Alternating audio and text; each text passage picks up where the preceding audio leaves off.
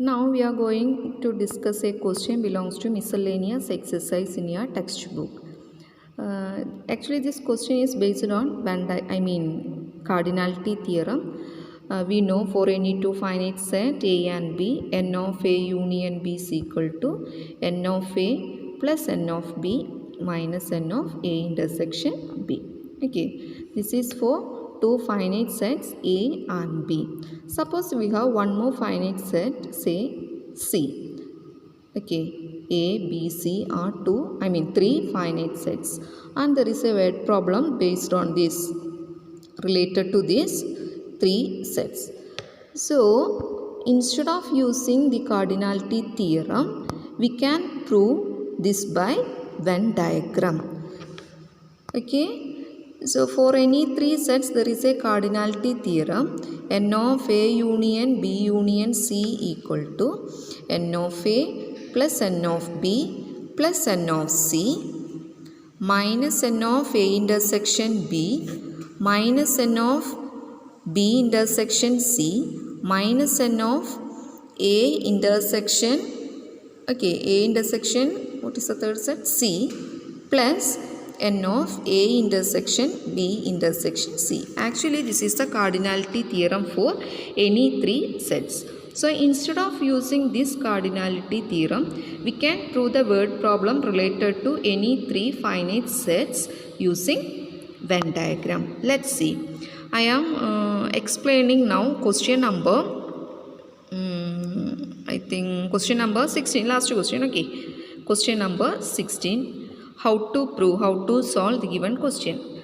So, listen the question. I am not writing the question. In a survey, it was found that 21 people like product A. Okay, 21 people like product A. And 26 people like product B. Okay, 26 people like product B and 29 people like product C. 21 people like product A, 26 people like product B, 29 people like product C.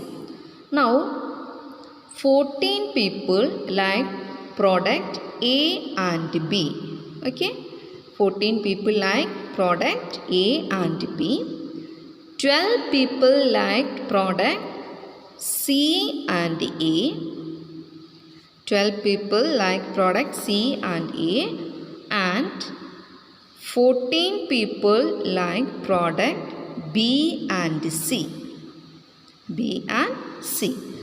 And finally 8 people like all these three products, that means A and B and C. Okay, A and B and C. So, our question is, how many people like product C only? That we need to find. How many people like product C only? So, this is our question. So, you can use the cardinality theorem. This is the cardinality theorem for any three sets. So, instead of this cardinality theorem, we can easily find its answer using Venn diagram. Okay, let's see.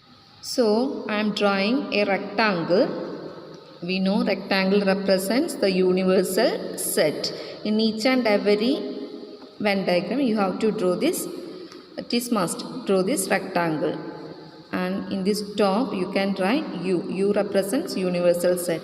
And we have three sets. So, we can represent like this. Okay. In textbook, you can see representation of three sets using Venn diagrams. So, let us take this set is product A, this set is product B, and third circle is product C. Now, can you say what is the common space? Common space for both A, B and C. So, this is the common space. This is the common space to both A and B and C. So, look at the question. See the last sentence. So, from last onwards we are doing the process. 8 people like product A and B and C. So you have to fill 8 here because 8 is common to both A and B and C. So we fill 8 here. Listen. In the question it is given that 14 people like B and C. 14 people like B and C. So look at the sets B and C, or look at the circle B and C. So B and C means B intersection C. So 14 belongs to B intersection C. Now identify the space or place B intersection C, or what is the common space to both B and C. So this is the common space, isn't it? This is the common space. So here we want to fill 14. Already in this place 8 occupied. 8 is there already. So we need to fill 6. Remaining 6 here. Is clear? Now again from the question, listen, 12 people like C and A. C and A means C intersection A. 12 people like C intersection A. So C intersection A means this is the space. I don't know. Okay, this is the space. Okay, this is the space common to both A and C, and we want to fill here 12. So already in this space, is it clear? This is the space common to both A and C. So here we want to fill 12. So 8 is already occupied. So balance is 4. Okay, 4 is balance. So total 12. Now again 14 people like product A and B. A and B means A intersection B. So what is the space common to A and B? Look at here, suppose we have two sets. So this is the space common to A and B.